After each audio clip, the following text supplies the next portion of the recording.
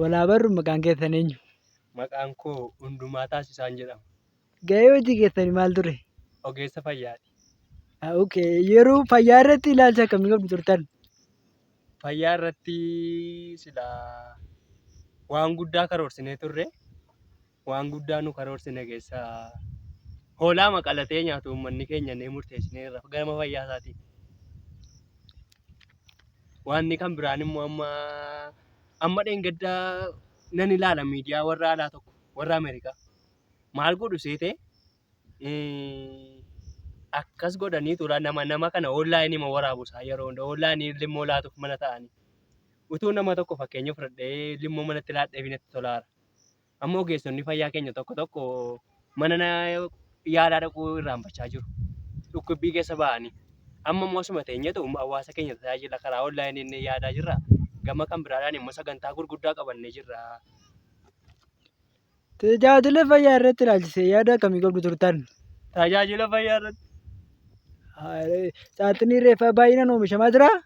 Saaxinii reeffaa qofatti waan baay'ee qoricha iyyuu oomishuutti kaane nama ajjeesu nama ajjeesu qorichi jennee reeffaa oomishuutti kaane. Namoonni saaxinii reeffaa hojjetan immoo galiin isaanii akkam ture? Galiin isaanii xiqqoo amma wanti irratti wal dhabaa jirra kaala amma wanta akka maaliitiin mattaasa jedhan sana mattaarratti wal dhabaa jirra. Amma namoonni tokko mattaa mamoottuun fudhatanii hojjetanii nutti fidu immoo mattaa sana sheerii godhachuu barbaanna. Warri kaan immoo mattaa sana sheeriin godhannuun hin jiru.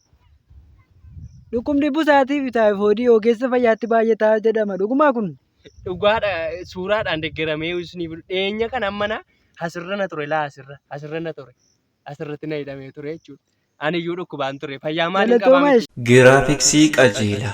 Giraafiksiin qajeelaa yeroo dhiyoo asitti diizaayinoota babbareedoo qabatee hojii eegaleera. Maarree isinis diizaayinoota feetan hojjechiifachuuf nu qunnamuu yoo barbaaddan isin cina jirra. Tajaajiloonni keenya poosterii, baanerii, biizines kaardii, diriim boordii, qola kitaabaa fi kanneen biroo. Odeeffannoo dabalataaf lakkoofsa bilbilaa keenya Duwwaa 910 yookaan Duwwaa 942 Duwwaa 578.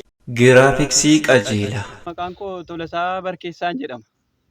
Gaheen hojii keessanii maal ture? Itti gaafatamaa dhimma dinagdee biyyattiiti. Dinagdee ilaalchisee yaada akkamii qabdu? Yaada baay'ee illee hin qabu obboleessa koo beektaa yeroo ammaa kana dhimma dinagdee irraan kan ka'e foon nyaachuu dadhabne. Fooni gadama daabboo bitadheen mana foonii jala dhaqee taa'e. Mana foonii jala taa'e tani foon warra nyaatu ilaalaan daabboo cuffadha. Foon nyaadheera namatti madde. Akka biyyattiitti rakkoon qalla'insaa laaloo duwwaa mudatee jiran dhugumaayi? Laaloo qofadha. Laaloon dhimma qaala'insaa qofa irratti iyyuu miti. Shunkurtii tokko iddoo torbatti baqassanii torban tokkotti hin jiraatudhan.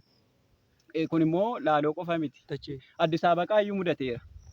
Utuu sun ta'ee qalla'insa kana akkamitti fooyyessuu dandeessu? Otoo nu ta'ee moo? Otoo nu ta'eeti yeroo ammaa kana keessuma zayitiidhaa fi shunkurtiidha. Shunkurteedhee moggaasaan jira maqaa mucaa kootiillee akka yeroodhaan shunkurtiin nu qaqqabu. Tole yoo yaada dabalataa qabaatan ta'e carraatti koo isiniifan kenna. Carraan jiru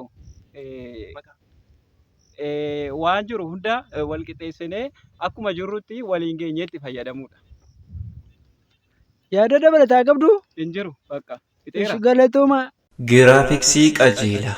Giraafiksiin qajeelaa yeroo dhiyoo asitti diizaayinoota babbareedoo qabatee hojii eegaleera. Maarree isinis diizaayinoota feetan hojjechiifachuuf nu qunnamuu yoo barbaaddan isin cina jirra. Tajaajiloonni keenya poosterii, baanerii, biizines kaardii, diriim boordii, qola kitaabaa fi kanneen biroo. Odeeffannoo dabalataaf lakkoofsa bilbilaa keenya Duwwaa 910 yookaan Duwwaa 942 Duwwaa 578. Giraafiksii qajeelaa. Walaa barru maqaan keessan eenyu jedhamu? Maqaan koo Kuulanii haadha Baarattaan jedhama. Gaheen hojii keessanii maal ture? Gaheen hojii kootii dinagdee biyyaa waliin rukutu. Amma waggaa meeqa ergi irratti bobbaatanii? Isa maal si dhibe maal?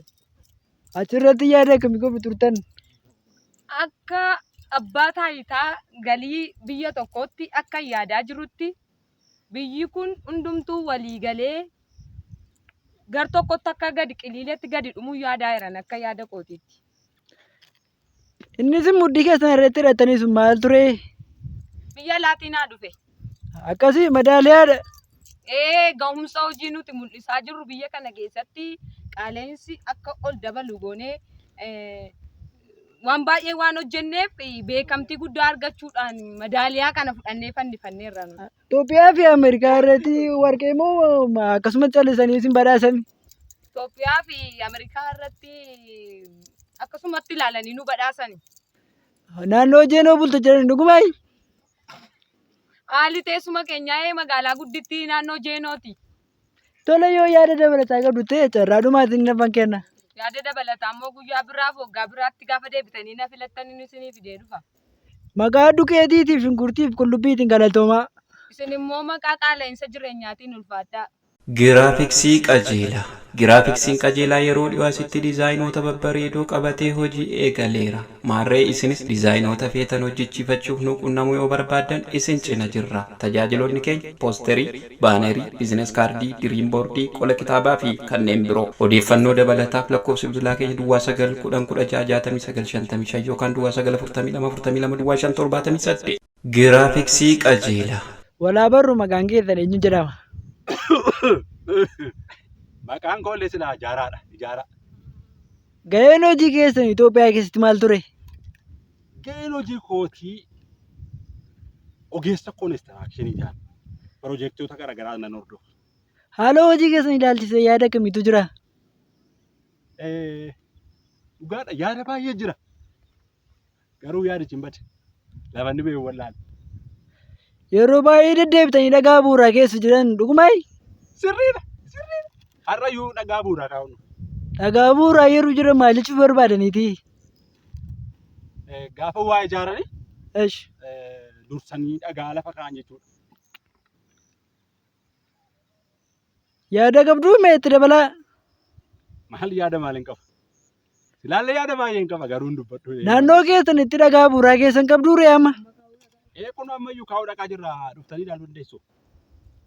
Fakkeenyaaf guyyaa keessan bakka keessan maaliif akka keessan nu ibsuutu gabaabsitanii? Isa immoo hin dukkanaa yoo hin ibsananne baatirii cimaa barbaada. Hin dukkanaa. Dhugeessuu dandeessu bakka dhagaan bu'uuraa jiru sun? Kottaa gaa eeggachaa nama wajjin nanna. Eeggachaa kottaa. Miila keessan hin kuftu. Tole dhagaan bu'uuraa isin keessan kana jedhan? Dhugaadha. Dhagaan bu'uurichaa kunooti. Sababiin dhagaa bu'uuraa isin keessaniif maal ture? Daandii tokko ijaarra jenneeti. Daandii tokko waggaa 20 irraa ijaaruuf yaadnee dhagaa tokko keenyee. Keessummoonni keessan godinaa dhufanii? Moo Oromiyaa irraa dhufan?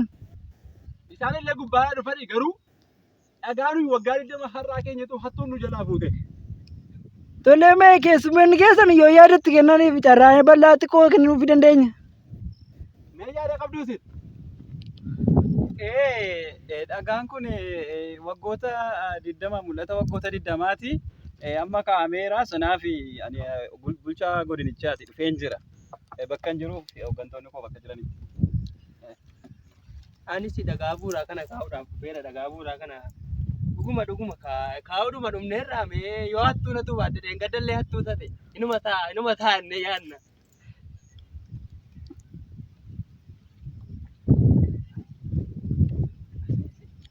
Ka dhagaama kana keenyee galla yoo inni immoo dhagaan kun asirraa jijjiiramuu baate immoo baruma dhufu yookaan waggaanuma 25 irraa deebinee keenyee galla sumatti dhagaadhuma keenyee galla nu dhalootuma kanarra dhagaa. Xumurreetti dhagaa bu'uuraa sana nu eebbisaa.